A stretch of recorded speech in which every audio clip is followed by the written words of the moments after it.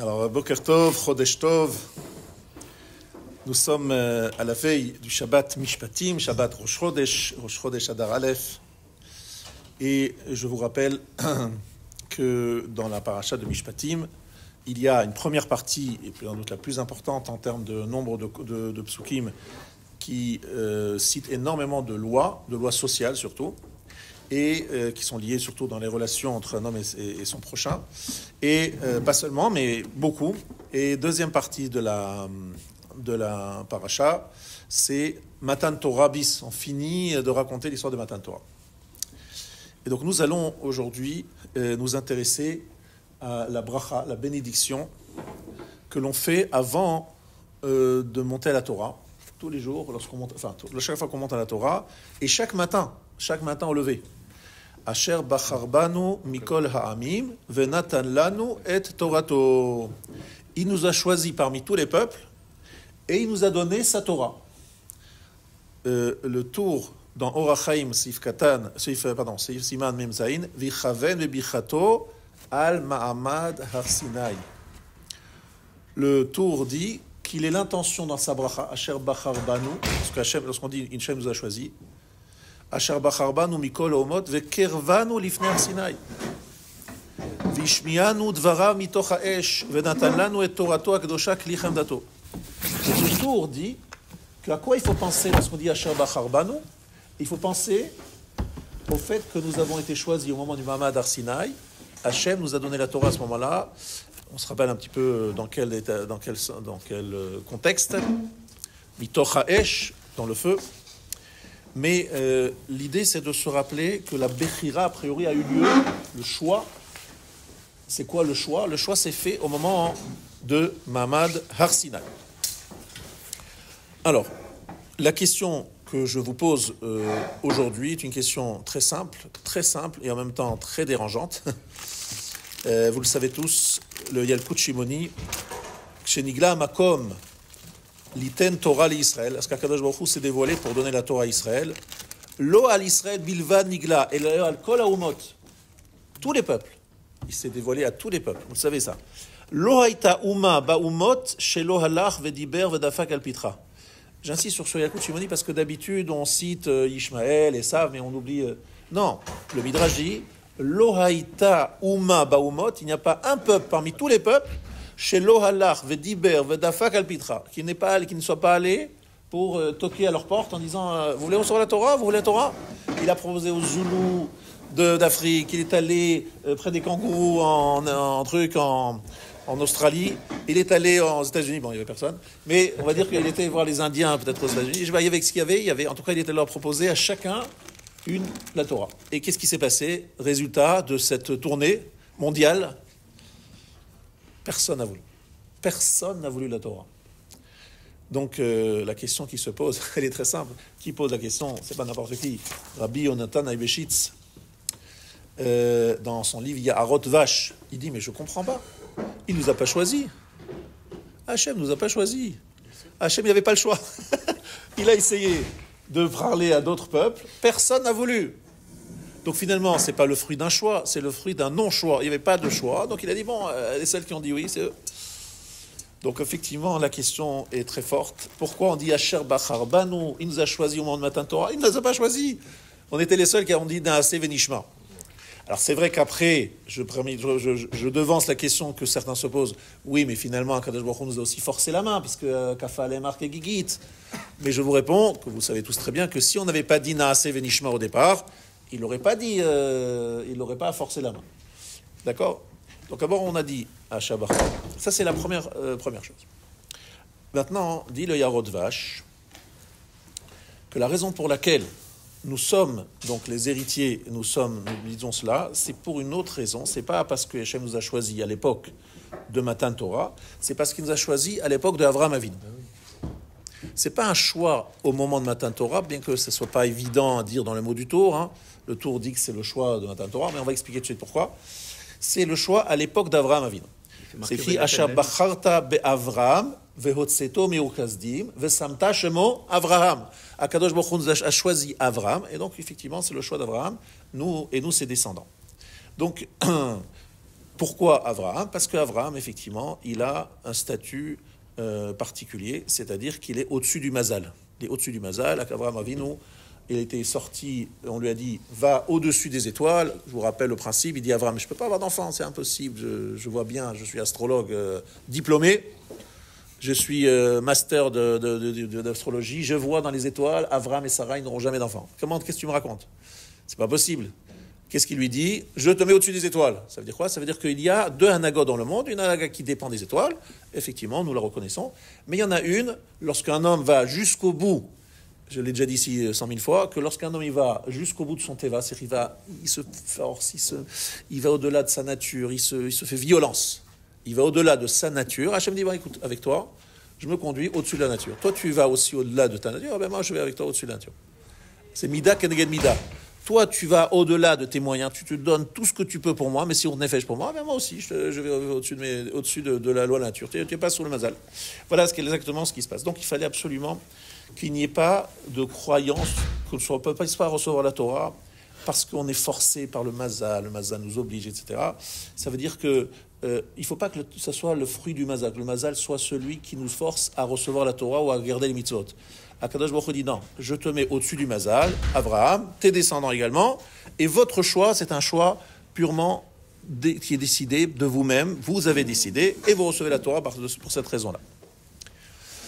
Maintenant, Rabotai, ce n'est que l'introduction. Je voudrais ici vous donner un Dvar Torah que j'ai vu cité au nom de Rav Baruch Rosenblum, qui lui-même l'a lu dans un livre qui s'appelle Kohelet Yitzhak, qui lui-même l'a reçu de Rav Yechiel Michal Mishakoud. Je ne sais pas si vous connaissez ce Rav Yechiel Michal Mishakoud, moi je ne le connaissais pas, mais j'ai fait connaissance, et donc je voudrais vous présenter Rav Yechiel Michal Mishakoud, qui va dire quelque chose, je pense, de très intéressant à partager, je l'espère, avec vous.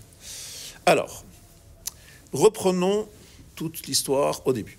Il est allé d'abord chez Esav. Trila halach livne Esav dit Yalkut Shimon. Il commence par aller chez Esav. Mekablim et Torah, vous recevez la Torah? Amroulo, maktivba. Mais qu'est-ce qui est écrit dans la Torah? Amarlehem lo tirtzach. Tu ne tireras point. Amroulo kol atzman shel otan anashim aviem rotzeachu shenema vayadayim yedei Esav vekad yitichu avi al charbecha tichye. À qui tu t'adresses? À des gens qui sont des spécialistes de l'assassinat. Charbecha tichye vivent sur leur glaive. Qu'est-ce que tu veux? Lo tirtzach. Allah Etzel Bnei Ammon ou Moab, il est allé chez les Bnei Ammon ou Moab, il leur a dit, vous recevez la Torah? Ils ont dit quoi? Qu'est-ce qui est écrit? Lotinaf. Il dit, oh, mais qu'est-ce que tu rigoles? À qui tu parles? C'est notre parnassa, c'est notre vie, c'est notre survie, on vit de ça. C'est notre mode de vie. Bon. Il s'adresse à Ishmaël. Il demande qu'est-ce qui est écrit? Il répond Lotignov. Il dit, mais qu'est-ce que vous parlez? C'est Péré Adam, c'est notre titre, sous-titre. Péré Adam, nous sommes des gens sauvages, nous voulons. Qu'est-ce que vous voulez que je dise? On vole, c'est notre moyen de vivre. Je vous pose une question. Vous êtes quand même des commerçants. Tout chaque juif, il est commerçant, un peu commerçant. Lorsque on vous demande, vous voulez vendre un produit, qu'est-ce que vous faites? Vous commencez par insister sur les qualités du produit, pas sur les défauts. Là, il veut vendre le produit à Esav, Ishmaël, et Bnei Avod, Moab. Qu'est-ce qu'il leur dit? Il leur dit exactement ce qui leur déplaît. Mais commence par leur dire qu'il y a des belles choses, et après, tu fais passer aussi les défauts.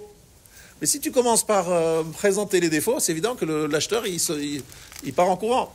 Alors, je ne comprends pas, Kadosh Baruch Hu. Tu veux leur proposer ou tu ne veux pas leur proposer? À quoi tu joues? Soit tu veux leur proposer, c'est sérieux, alors tu essayes de leur vendre, soit tu ne veux pas leur vendre, alors ne leur vends pas du tout. Pourquoi tu viens les voir? Pourquoi tu viens leur proposer? Si de toutes les manières, tu n'es pas intéressé à qu'ils achètent. La question, elle est, je pense, très... on va dire, je comprends parfaitement. D'autant plus qu'on voit que les Umot Haolam, ils ont quand même des choses où ils sont très forts. Exemple, Esav, vous savez tous que sa spécialité, c'est Kibud Avem. Et ça aussi, c'est écrit dans la Torah, Kibud Avem. On aurait pu commencer par ça. Honore ton père et ta mère. Ah ouais, c'est une bonne idée, ça, c'est une bonne chose. Honorer son père et sa mère, on sait qu'Esav, c'est un champion. Donc, on commence par leur dire, voilà, il y a des belles choses, et puis après, on va leur faire avaler le reste. Voilà la question ici que se peut se poser, qu'on se pose avec cette vente, entre guillemets, de la Torah qui, a priori, on ne comprend pas. Il veut pas... Bon. Alors, pour comprendre tout cela, il va falloir faire un détour. Un détour, toujours, vers Akedat Yitzhak. Bimshoch hayovel hema ya'alu vahar. Dans le chapitre 19, c'est écrit bimshoch hayovel hema ya'alu vahar. Est-ce que vous savez traduire? Rashi dit shofar shel ha'il. Ici, on parle d'un shofar à base qui est en fait d'un bélier, ha'il. Le shofar shel elo shel yitzrak haya. Rashi nous dit, c'était le shofar du bélier de Yitzhak. Ça veut dire, je vous rappelle, lorsque Avraham apporte à Yitzhak, Akadosh Baruch Hu dit non, tu ne toucheras pas ton fils, mais par contre, il a vu un bélier qui va apporter un sacrifice à la place de son fils. Rabbi Hanina ben Dosa Omer dit, le midrash dans Pirkei de Rabbi Eliezer, Oto ha'il lo yatsa mimenu davar levatala. Ce bélier, il n'y a rien qui a été jeté, il n'y a rien qui est parti en vain. Efro shel ha'il ou yesod shel gabe hamizbech hapnimi. La cendre du bélier a été utilisée pour faire le yesod. Yesod, c'est une partie qui est en bas du misbéach. C'est un petit marchepied, on va dire comme ça.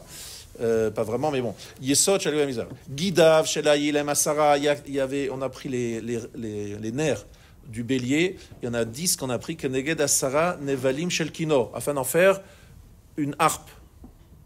Quelle harpe? Évidemment, on passe à l'arpe de David. Chez David Medaged Vahem.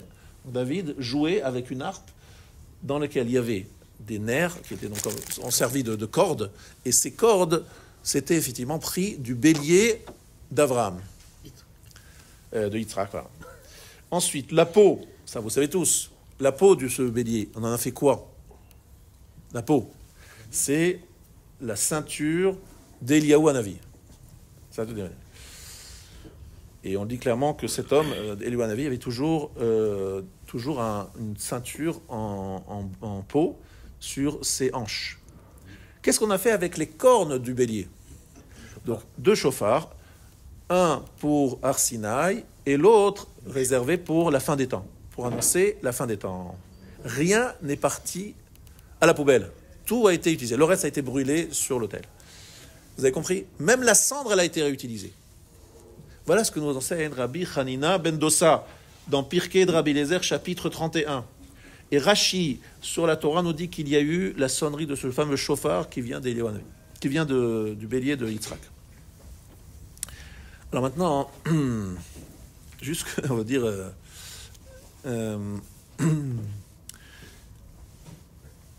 je vous rappelle quand même la midrash sur cette fameux bélier. Shanu Rabbeinu Elo Shel Avraham Nivra Ben Hashmashot.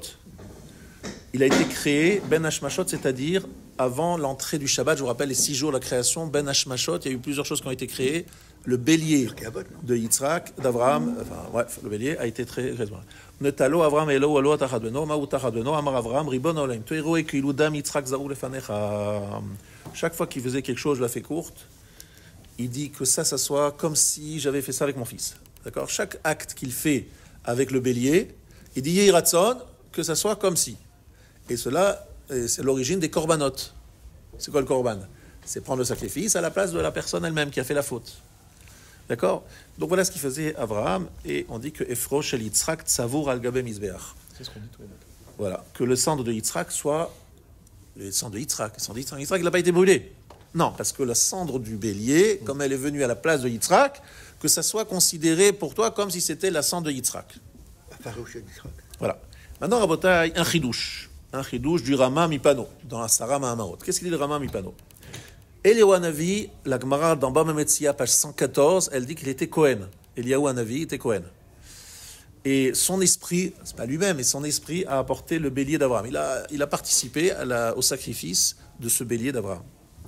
Et c'est pour ça que Eliyahu a eu droit à avoir la peau, parce qu'il y a une règle qui dit que ce Kohen qui apporte un holocauste, un hola, vous savez que le hola est entièrement brûlé, sauf la peau. La peau, elle est donnée à qui? Au Kohen qui l'approche. Donc voilà, il a quand même quelque chose. La peau du bélier, c'est pour le Kohen.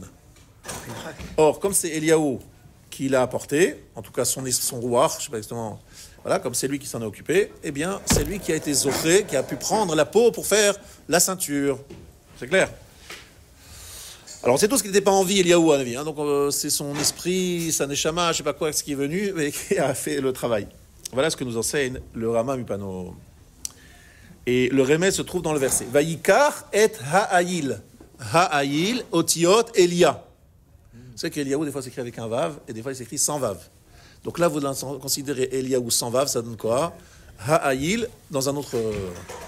Donc c'est bien ce qu'on dit. Ini onochi lochem sholech lachem et Elia Navi. Pourquoi on le prend sans vav dans ce cas-là? Elia sans vav.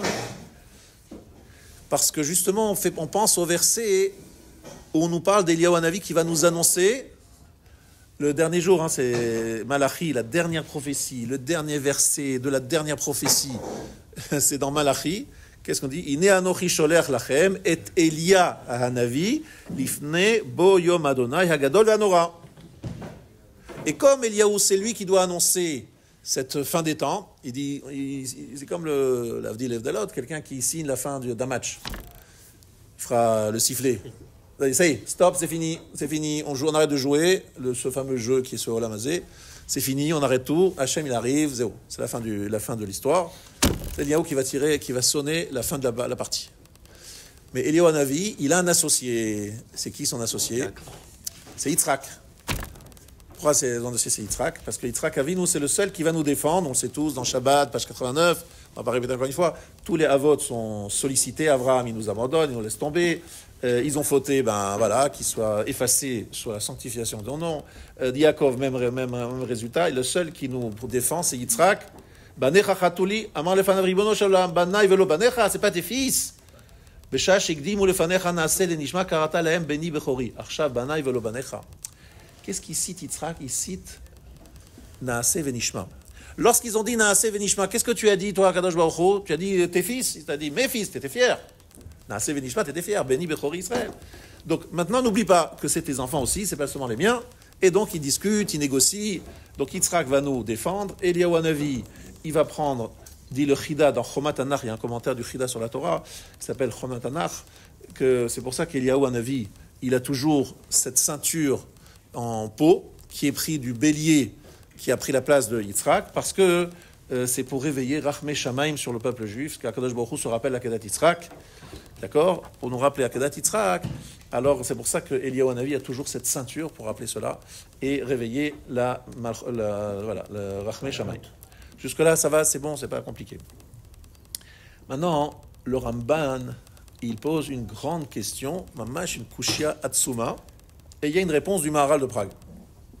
Donc c'est de gros calibre aujourd'hui. Attention, ça rigole plus. Le Ramban nous dit comme ça. On dit que Haïl, c'était un holocauste. Si c'est un holocauste, quel est le statut de l'holocauste? Quelle est la halakha? À part la peau, tout le reste doit être brûlé. Mais qu'est-ce que c'est tout le reste?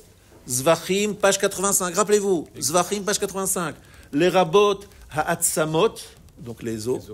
Gidim, les nerfs. Karnaïm, les cornes.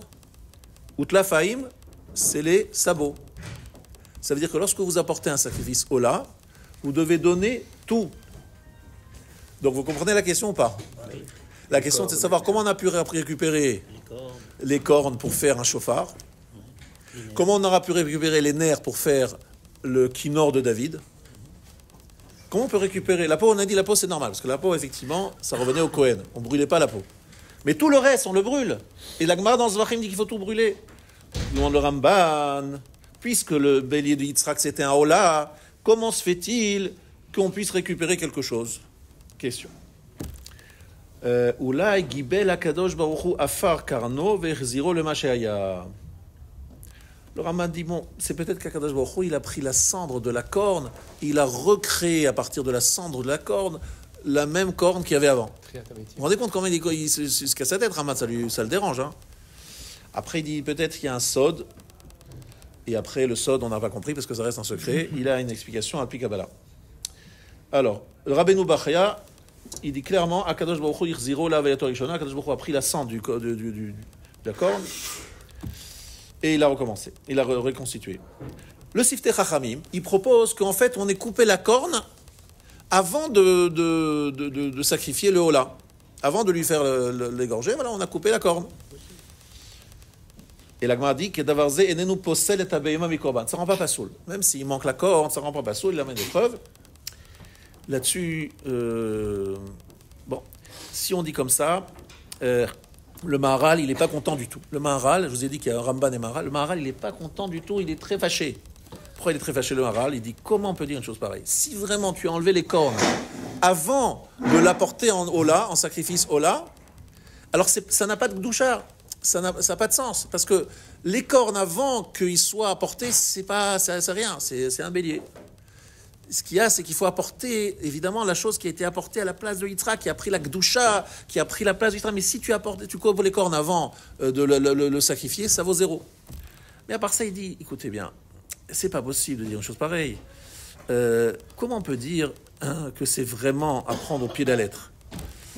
Est-ce que vraiment vous croyez que c'était un chauffard naturel que Akadosh Baruch Hu a utilisé au moment de Matan Torah? Est-ce que c'est vraiment un chauffard, comme nous connaissons, qu'Hachem a soufflé dedans au moment de Matan Torah? Est-ce que vraiment vous pensez ça, dit le Maharal? Mais c'est pas possible. C'était pas quelque chose de naturel. De la même façon que le bélier était surnaturel, le taureau, pourquoi le bélier dit qu'il est surnaturel?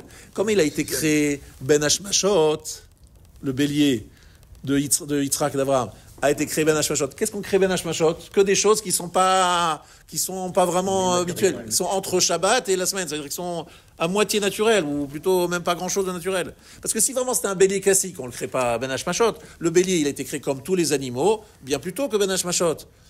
Pourquoi est-ce que tu le crées Ben Hashmashot? C'est qu'en fait, ce bélier, c'était quelque chose de pas très de surnaturel. Donc, on ne peut pas dire ce qu'il dit le Ramban. Donc c'est plutôt quelque chose de alors dire que c'était totalement spirituel, non, parce qu'il faut qu'il a fait des actes, mais le bélier était voilà, comme Ben Hashmashot, il était entre les deux mondes, donc il avait un côté naturel, un côté surnaturel, donc on peut pas prendre de ce bélier, on va dire avoir une approche classique.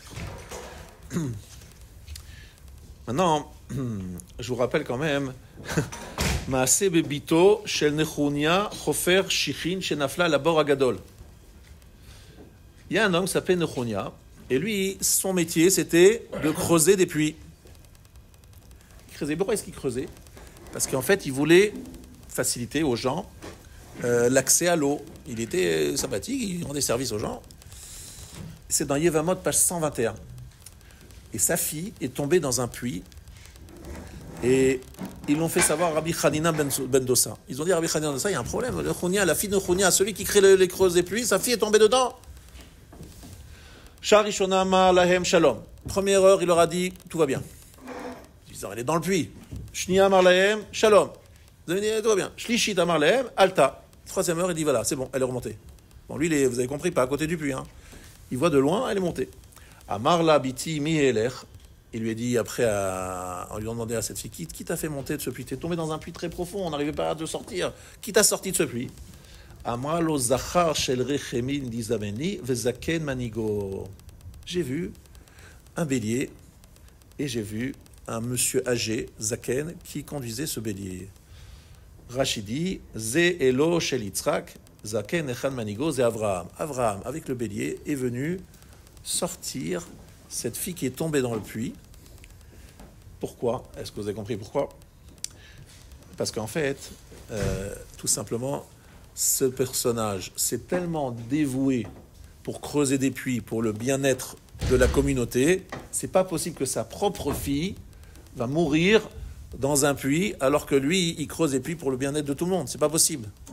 Donc Avraham, qui était Machnis Ochim, Satochim, qui fait du chesed, il a dit, moi je peux pas laisser une chose pareille. Je vais récupérer la fille de ce monsieur et je vais la remonter au haut du puits. Voilà ce qui s'est passé ce jour-là. En tout cas, pourquoi je vous dis tout ça? Parce que, encore une fois, d'autres questions se posent. Est-ce qu'on peut utiliser les nerfs d'un bélier qui a été mukdash, qui a été consacré en tant que korban? On dit que David Amelech a récupéré les cordes, les nerfs, pour faire les cordes pour son kinor, pour son harpe. Son harpe. La question est de savoir, mais on n'a pas le droit, c'est Meïla, Assur les notes. Alors il y en a qui disent qu'il avait deux harpes. Une harpe qui était sur son lit, et qui ne touchait pas, avec laquelle il ne faisait pas de musique, mais simplement, elle était sur son lit pour le réveiller. C'était son réveil. Il voulait se réveiller, voilà, c'est le vent soufflé à minuit, et comme ça, il se réveillait en entendant le bruit des cordes, grâce à ce vent. Ça, c'est ce que disent certains. D'autres disent, non, c'est pas possible, c'est écrit Menagen, il a fait vraiment. Donc en fait, qu'est-ce qu'on arrive quelle est notre conclusion? Ça veut dire en fait, la conclusion de ces différentes discussions, nous avons Ramamban, Maharal, etc., c'est que finalement, on est obligé de dire que c'est pas apprendre au pied de la lettre. A priori, le Ramban, il a pris au pied de la lettre, mais a priori, c'est pas apprendre au pied de la lettre, c'est un animal un peu spécial. Le Ha'il, le fameux bélier, il est spécial, il est fait en Ben Hashmashot, il a un statut qui n'est pas celui d'un sacrifice classique. Et c'est pour cela qu'on ne peut pas poser les questions qui ont été posées ici, comme ça le dit le Maharal. Qu'est-ce qu'on fait avec les cordes? Qu'est-ce qu'on fait avec les cordes? C'est pas un animal que l'on peut comparer à tous les sacrifices Ola classiques. Mais il faut dire, on est obligé de dire, qu'il y a eu un animal. Alors comment on le décrit, c'est difficile parce que c'est un animal spécial, mais qui a vraiment été brûlé, et il y a vraiment de la cendre. Et ça, c'est vrai. Ça, c'est sûr qu'il y a eu la cendre et qu'Afaratoro. Ça, c'est obligé de le dire. Et c'est après qu'on a eu les cornes, le guidim et tout ça. Alors, c'est effectivement après qu'on a eu le corps de l'Eglim. Soit tu dis comme le Ramban, que c'était une reconstitution par Hachem de cela, soit tu dis qu'on les a enlevés avant, mais pourquoi on les a enlevés avant? C'est parce que c'est des animaux, c'est un animal un peu spécial, un peu, voilà. La situation était particulière, qui ne peut pas être conduite, unique et non comparable à toutes les règles qu'on a dans Zvachim, etc. On ne peut pas appliquer ce qu'il y a. Mais on voit qu'il y a des Gdolé Israël qui ont quand même compris les choses au premier degré. Moi, ça m'a étonné, je dis franchement, on dit que Hachem, il a sonné les chauffards, je dis mais c'est pas possible. Hachem ne veut pas sonner un chauffard que nous connaissons. Peut-être que oui, je ne sais pas. Moi, je vous dis juste que c'est pas évident. Ce sujet-là est pas évident. Mais vous allez comprendre pourquoi j'en parle maintenant. Je dois donner une deuxième introduction et après vous allez comprendre où je vais arriver. Il y a une deuxième introduction qui est nécessaire et qui est un Dvar Torah nifla extraordinaire de Rav Meir Shapira de Lublin. Extraordinaire, une Gemara sur la fameuse Gemara dans Shabbat Daf Pechet, où c'est écrit que les Malachim ont dit à Kadosh Baruch Hu, Tena hodcha al hashamayim, donne ta splendeur sur le ciel. Ils se sont opposés à ce que la Torah soit donnée aux hommes. Et la question qui est posée par tous les poskim que vous connaissez, on a souvent posé cette question, il y a un principe de bar matzra. C'est quoi bar matzra? C'est-à-dire que lorsque vous avez un champ, eh bien la priorité est toujours au voisin. C'est-à-dire si vous avez un champ à vendre, et qu'il y a une personne qui se présente, il dit, écoutez, moi je suis le voisin, moi j'ai envie d'agrandir mon champ, ça m'arrange. Le voisin du champ à vendre passe avant tous les autres acheteurs. D'accord? Ça, c'est la notion de Maramatsa. Donc, qu'est-ce qu'ils disent les malachim? On est à côté, nous les anges. On est à côté de la Torah, on veut la garder. C'est normal, on est déjà prioritaire. Qu'est-ce qu'il fait Akadosh Baruch Hu pour leur répondre? Il dit quelque chose de nif extraordinaire. Il dit, il y a 3 mitzvot pour lesquels il est écrit qu'on est devenu des shutafim, des associés pour Akadosh Baruch Hu. Ça concerne ce que nous allons faire tout à l'heure. Shabbat, c'est écrit celui qui dit Vayichulu, vous connaissez Vayichulu, Ma'ale alav hakatuv, Kol hamitpalel be'erev Shabbat ve'omer Vayichulu, Ma'ale alav hakatuv, Keilu na'asa shutaf la'kadosh baruch hu b'maaseh bereshit. Celui qui prie Erev Shabbat et qui dit Vayichulu, c'est comme s'il était devenu associé à Kadosh Baruch Hu dans la création du monde, puisque il témoigne de Shabbat, pourquoi il y a Shabbat, etc. Donc on dit qu'il est devenu Shutaf. Shabbat, page 119. Deuxième source. Kol dayan shedan dinemet lamito afilu sha'achat, ma'ale alav hakatuv, kilu nasa shutaf lakadosh baruch hu b'maaseh bereshit. Tout celui qui fait un jugement. Un juge. Il passe son temps à juger entre deux hommes. On dit que Shabbat, page 10, on nous dit que même s'il le fait un instant, c'est comme s'il devenait associé à Kadosh Baruch Hu Maaseh Bereshit. Et c'est intéressant dans Mishpatim d'en parler, parce que Mishpatim, c'est vraiment le sujet des litiges financiers. Celui qui s'assoit dans un beddin et qui juge, c'est devenu associé à Kadosh Baruch Hu. Shlosha shutafim yesh ba'adam, à Kadosh Baruch Hu, avi ve'imo. Il y a 3 associés à Kadosh Baruch Hu, son père et sa mère. Et qu'est-ce qu'il a donné comme mitzvot amara à Kadosh Baruch Hu? Kibud avav. Ensuite, il leur a donné les dinim et Shabbat. Il y a une chita qui dit para aduma, c'est vrai, il y a une autre chita. Maintenant, je cite cette chita-là qui dit que c'est les 3. Shabbat et dinim, les jugements, les lois qui concernent le beddin, et les 3 et le kibud avem. Là-dessus. Pourquoi est-ce qu'Akadosh Baruch Hu fait ça? Parce que lorsque les malachim ils disent attention, il y a un problème, vous n'avez pas le droit de donner la Torah aux Juifs. Hachem il répond attends, regardez dans le Shulchan Aruch. Si le voisin, si j'ai un shutaf, j'ai un associé dans mes affaires, et que j'ai le voisin qui veut, donc je rappelle, je vends un champ. Il y a le voisin qui dit moi je suis prioritaire parce que je suis voisin. Mais moi, j'ai un associé. Et l'associé dit, ah non, tu me le réserves à moi, hein, tu veux vendre le champ, mais je l'achète moi. Qui passe avant, l'associé ou le voisin? C'est l'associé. Donc Akadosh Baruch Hu dit aux anges, mais les anges, vous n'avez pas compris. Je leur ai déjà donné les 3 mitzvot où ils se deviennent mes associés. Donc comme c'est mes associés, je dois leur donner la Torah en priorité. Vous comprenez? Vous n'êtes pas mes associés. Et c'est quelque chose, ça a l'air d'être un petit peu technique, mais en fait c'est très intelligent comme Dvar Torah, parce qu'en fait, il y a Meir Shapira de Ludwig, il veut dire qu'en fait, nous, lorsqu'on étudie, on pratique les mitzvot, on ne les pratique pas comme simplement des serviteurs, des esclaves qui font ce que le maître il a dit de faire. Quelque part, on complète, on participe, on est associé à Kadosh Baruch Hu dans son projet sur terre. C'est ça qui est très intéressant. On est des associés. Et il y a des mitzvot qui le disent d'une façon claire. Shabbat, faire des jugements, rendre la justice et honorer son père et sa mère. Incroyable, ces 3 mitzvot et qui ont été donnés à Mara avant Matan Torah pour qu'à un moment de Matan Torah, les malachim se taisent. Ah oui, effectivement, c'est des associés. C'est différent. C'est un beau Dvar Torah de Ramir Shapira. Je vous invite à le répéter à tout le monde, le plus nombre de personnes possible, parce que je trouve que c'est d'avoir amitié. Après, pourquoi Paradouma? Il faudrait que je fasse un shiur, alors il faut revenir à Choukat pour répondre à la question. Bon, je suis tranquille, j'ai le temps. Je peux trouver la réponse d'ici là. Mais j'ai vu qu'il y a plusieurs chitons. Il y en a qui disent qu'il y a Paradouma, d'autres disent pas Paradouma. Ceux qui disent Paradouma, c'est parce qu'il y a chok. Il fallait aussi donner un exemple de mitzvah que les juifs font sans comprendre, ou c'est la symbole du chok. Comme quoi, vous voyez, ces juifs, ils ont une mission au Nefesh, ils font toutes les mitzvot sans comprendre, etc. Donc, d'une certaine façon, c'est des associés. Parce que quelqu'un qui est simplement, on va dire, il pourrait poser des questions, il dit, moi, je veux pas, je comprends pas. Mais lorsqu'on est associé, on accepte des choses que l'associé veut, même si on comprend pas toujours les raisons, parce qu'on est associé. Alors, on fait ce que, même c'est joking, même c'est folie. Bien, ça, je ferme la parenthèse. Maintenant, Rabotai, je voudrais vous expliquer quelque chose qui est Atsum Venifla. J'ai entendu ça de Rav Shapira, entendu ça de Rav Wolbe, je vois ça qui redit ça ici. Il faut que vous compreniez quelque chose, une explication extraordinaire sur le fait qu'on nous demande, à Moshe, il demande à Paro de sortir 3 jours. Pas plus que 3 jours. Il dit 3 jours. On va partir 3 jours, on va faire des sacrifices. Et d'ailleurs, après 3 jours, les espions de Paro, ils disent, tu sais, ils reviennent pas. Ils sont partis, ils reviennent pas. Et ils ont dit 3 jours, c'est pas vrai, hein, ils partent. Alors pourquoi on raconte des mensonges? Pourquoi on raconte des histoires? C'est incroyable. Alors il y a beaucoup de réponses, il y a énormément de réponses là-dessus, mais une des réponses qui est extraordinaire quand on est là, c'est qu'en fait on demande la seule chose pour laquelle on a un mérite de demander. Hachem dit clairement, vous n'avez pas assez de mérite pour sortir plus de 3 jours. Vous n'avez pas assez de mérite pour Kriyat Yam Souf. Vous n'avez pas assez de mérite pour Matan Torah. Vous n'avez pas. Mais pourquoi tu nous sors? Ben on va voir. On va voir quoi? Qu'est-ce que tu vas faire? Tu nous as sorti d'Égypte, on va faire quoi maintenant? Hachem dit on va voir, on va tester. On teste quoi? Dites-moi, lorsque vous êtes sorti d'Égypte, vous êtes sorti avec quelques matzot et pas grand-chose. Vous avez montré un acte de bravoure, de émouna, de bitachon. Vous avez eu l'épreuve devant le Yamsouf. Narshon ben Aminadav, il se jette à l'eau. Il nous met dans des situations d'épreuve où il y a il y a des réglages à faire. Hein. Je suis d'accord, il y a des moments où les Juifs ils commencent à parler comme il faut.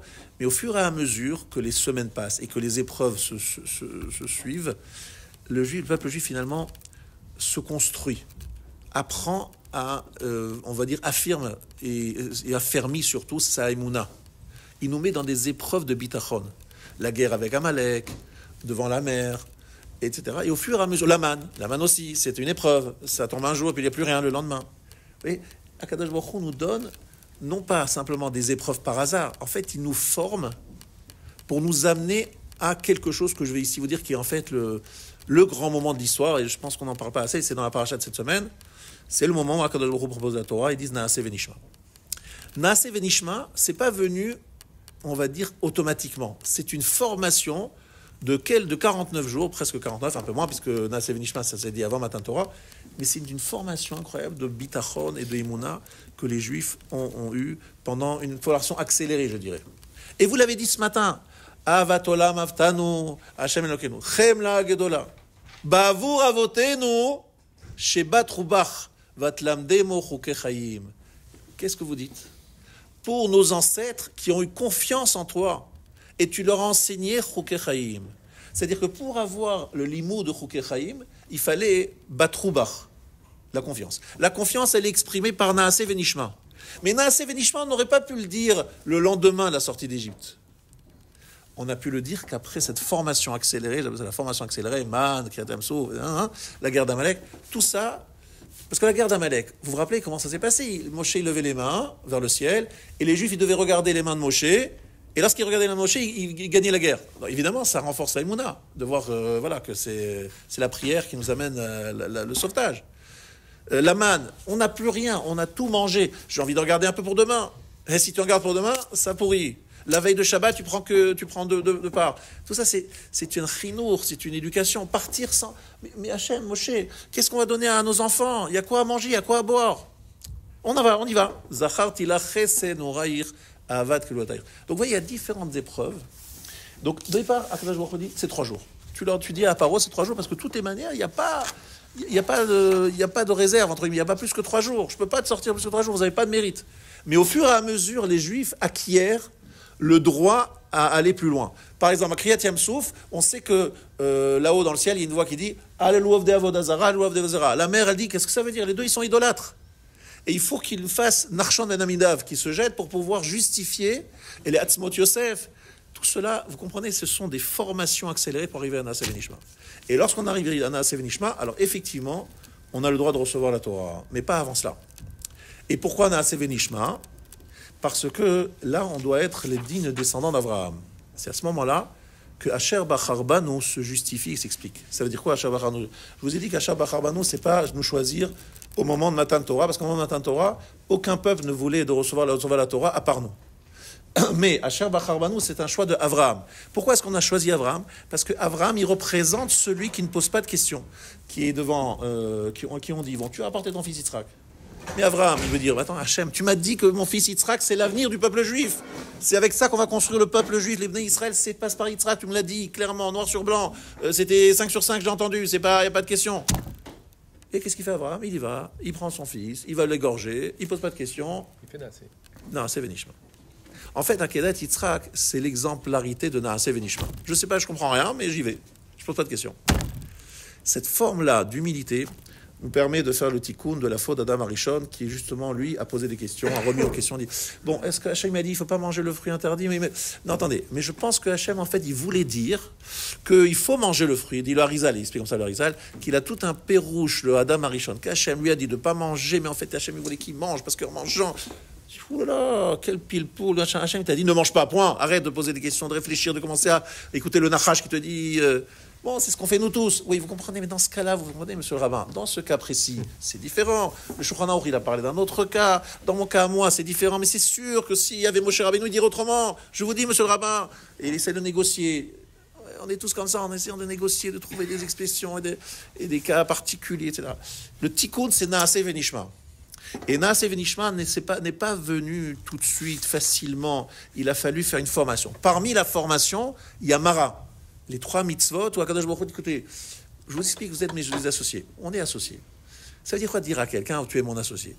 Ça veut dire en fait, Akadosh Baruch Hu dit, je ne peux pas amener le monde là où je veux sans vous. Parce que si vous n'acceptez pas la Torah, comme tous les peuples vont refuser, donc ça ne va pas marcher. Alors, Hachem, en fait, il s'adresse au peuple. Il leur dit, vous voulez la Torah? Mais en fait, Akadosh Baruch Hu, il veut leur donner la Torah, il ne veut pas leur donner la Torah. On ne comprend pas. Il leur propose... Mais en fait, il leur propose en disant, tu sais, c'est écrit le Tirtzach à Esav, et c'est écrit le Tignov à Ishmael. Mais c'est pas un bon vendeur. Hachem, il sait pas vendre. Qu'est-ce que ça veut dire? C'est en fait, Akadosh Baruch Hu, déjà, il doit donner la Torah aux descendants d'Abraham. Parce que c'est les descendants d'Abraham qui ont ces qualités de dire Naaseh Venishma. Mais le problème, c'est que les Umot Haolam, lorsqu'on leur propose la Torah, qu'est-ce qu'ils disent? Ma katuv ba. C'est ça leur réaction. Tous les peuples disent, qu'est-ce qui est écrit dedans? C'est ça leur réaction. Ah, vous voulez savoir ce qui est écrit dedans?